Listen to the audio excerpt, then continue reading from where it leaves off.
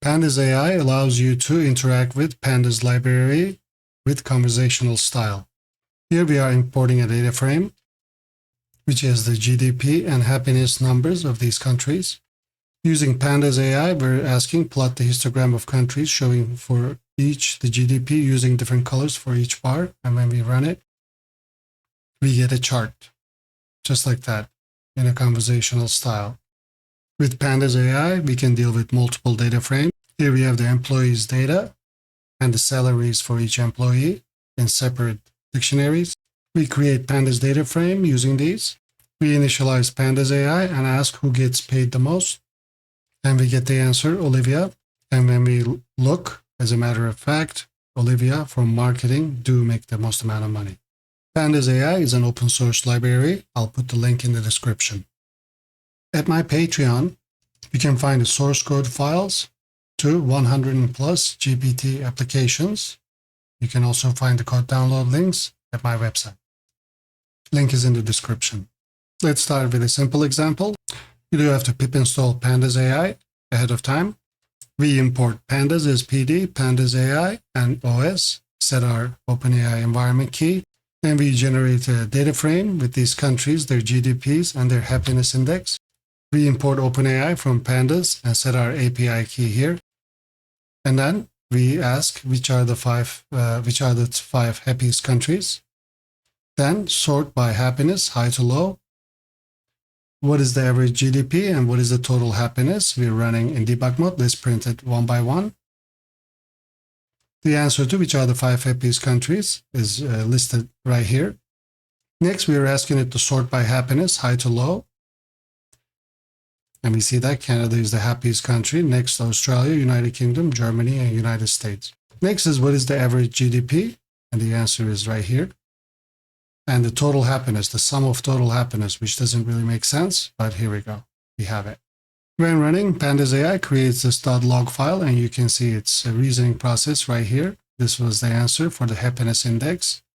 And we get sorted values for happiness index for the next question. And for next one, we use the pandas.mean for the average, and then we use the sum for the happiness index. And you can see the answers right here as well. These examples are available at GitHub. I'll also make it available to my Patreon supporters. Link will be in the description. Next is getting answers in a conversational style. We're asking how many loans are from men and have been paid off. We are loading this data set. When we run this with verbose set to true and conversational to true, we see that we can see the background operations, how many loans are from men, running pandas, prompt ID, code running. These are the data frame operations, and the conversational answer is there are 247 loans that have been paid off. And here's the answer, there are 247 loans. Verbose true allows you to see the intermediary steps from the process, and conversational true returns a conversational answer. You can also use data frames directly. Here we are importing from data folder the sample data frame, which we have under the data folder right here. We are initializing it. You can also set the model to whatever model you want to use. Pandas AI uses LangChain in the background. So with this data frame set, we ask calculate the sum of the GDP of North American countries, and then we print the response. Here we go. If you're enjoying my content, you can find and search all my videos at EcoHive AI Academy at ecohive.live. Link will be in the description. You can also find the code download links for each one of the projects. With Pandas AI, you can also run a chain of commands. Here we are loading the loan payments data again, and we are asking to filter the data frame by males first, assigning it to from males, and then filter the data frame by loans that have been paid off. And as we see, we first filter the data frame by male, and then next we filter it by paid off, and here we have our result. As we have seen, you can just simply, in a conversational style, ask to plot any kind of plot that you're looking for. But we can also save the plots. Here we are using the sample data frame we have been using.